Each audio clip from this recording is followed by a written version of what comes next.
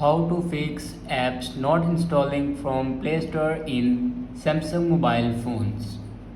So let's start the video. First of all, open settings. In settings, scroll down and here you can see the option apps. Now click on apps. Now scroll down and click on Google Play Store.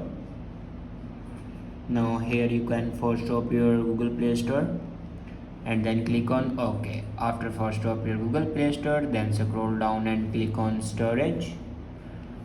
And now here you can clear the cache memory of Google Play Store. After clear the cache memory, then go back to your home screen and your Play Store works properly. If it doesn't work properly, then I hope your internet connection works properly. If it doesn't work, then first of all stable your internet connection, and I hope you don't use any VPN.